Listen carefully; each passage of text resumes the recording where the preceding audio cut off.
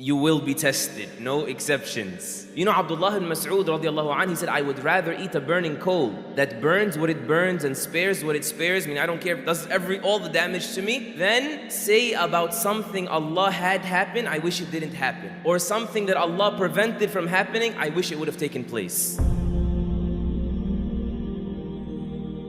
Abdullah al-Mas'ud continues to say in another narration, you know, a person makes a decision, business or otherwise. I'm going to get into this investment, I'm going to marry this person. And then Allah Azza wa Jal says to the angels, get in the way between my slave and this person. Because if I facilitate it for him, if I let him have it, it will admit him into the fire. He'll fall apart, he'll unravel, he'll forget me. And so he wakes up in the morning, having been now blockaded from his wishes, swearing he got struck by the evil eye, swearing bad luck, and it is nothing, Ibn Mas'ud says, but the bounty of Allah over him. Can you imagine Sulaym radiallahu anha? And this hadith is as authentic, arguably as authentic as the Quran. It is in Bukhari and Muslim, as the highest caliber of authenticity. This woman does not have a miscarriage. She has the baby, sees the baby, builds that relationship with the baby. The day the baby dies, she's able to bury him and hide that from her husband till she gives him dinner and he sleeps with her. And she tells him, listen, she's not even firm. She's keeping others firm. She's telling him, listen, I have a question.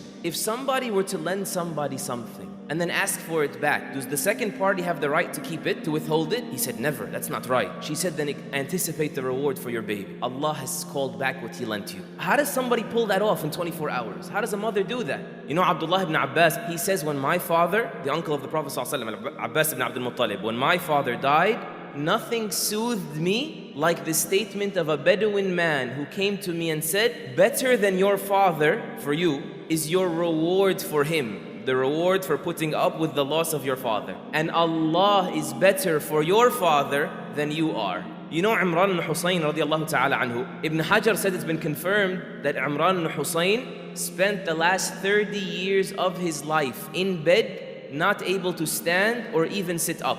You know what that does to a person?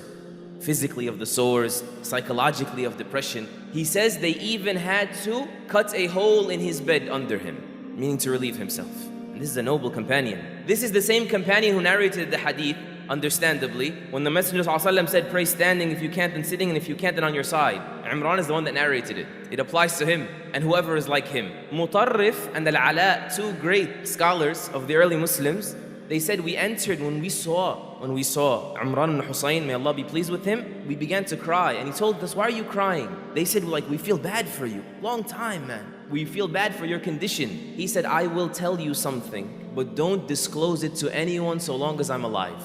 The angels come to me, and they greet me, and they reassure me, and I could hear their greetings. And so I knew, because so much good came out of my distress, that this was in fact good for me. It made me realize that. It locked me on that. And so whatever is dearer to him is dearer to me. Urwa ibn Zubayr radiallahu anh was the son of Zubayr ibn Awam, right? The defender of the Prophet sallallahu alaihi wasallam. When he traveled to Damascus, gangrene began eating and spreading in his body, and they had to cut off one of his limbs. And so they gave him some intoxicant so he wouldn't feel the pain. And he said, I will never seek aid in what Allah destines on me, using what Allah forbid for me. The Prophet ﷺ said, wine is not medicine. He said, just cut. So they brought the saw and they put it on his left knee and they cut. The narrator says, and he said nothing but has. That was it. He just kept saying that. And the Khalifa, Al-Walid ibn Abdul Malik, said, مَا رَأَيْتُ أَصْبَرَ مِنْ هَذَا الشَّيْخ. I've never seen someone with the endurance of this old man. His son, Hisham ibn Urwa, says after my father came out of that ordeal, before he heads back home, a man came to him giving him condolences. His leg has just been cut off.